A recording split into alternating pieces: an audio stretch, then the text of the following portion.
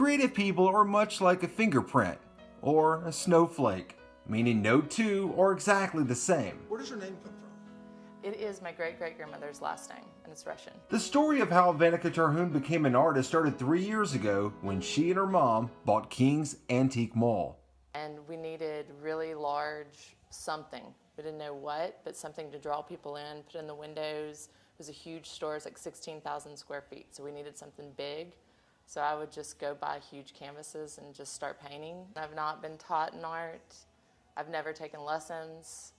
I just did it to try and draw people into our store, honestly. Needless to say, it worked. And for Vanicka, life wasn't turning out the way she once thought. I wanted to be a college professor. That was my goal. And I was working my way towards that. And then somehow the store fell in our lap, and I was like, okay, I'll do this temporarily, just, you know, as a change, and see what happens. And the art took off, and the store did well also, but the art got so much bigger than the store that we had to sell the store. Her first year, she sold 70 paintings. They really weren't intended to be sold.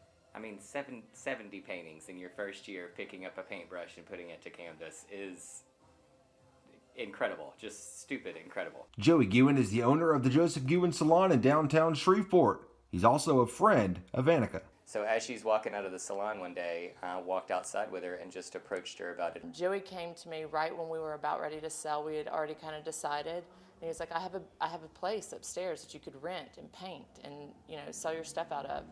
And so I was like, okay, that's God talking to me that it's time. And everybody was like, it's going to take you like a year to sell this store. You know, it's just a big store. You're only selling a name, you know, all this kind of stuff. And it took us a month.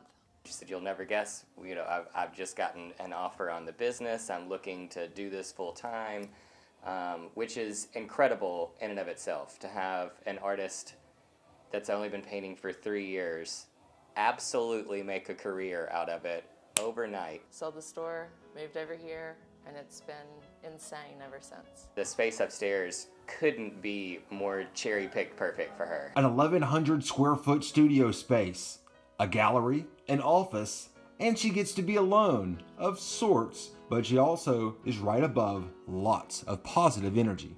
The music and the buzz coming up there says a lot to her, and it says a lot to me, knowing that her artistic vibes are flowing down. So this is a really creative space, and we both look at it that way, and we both use it that way. She creates it upstairs, shows it downstairs, but Vanicka's artwork can also be found in over 10 states. I sell here, I'm selling in Dallas. I recently got asked to sell in Monroe, and then I do a ton of commission all over the South, pretty much, not just in Shreveport. I've done commission pieces and shipped them to South Carolina, to Indiana, to Little Rock. I just had 3 huge pieces go to Little Rock. She's in 3 galleries in Dallas, where she can get 5, 6, 7 times what she gets here, but they're shown here first. And I think that that's very telling of her character, that even though she can make more money out of town, she wants to make sure we have that money in the community first. So that's why there's a constant rotation. What doesn't sell here, then she moves that to Dallas and rotates it out and sells it there. Recently, Vanicka's work received huge praise when she took some of her artwork to Dallas. She priced it at $6,895. Yes, and so that was super surprising to me.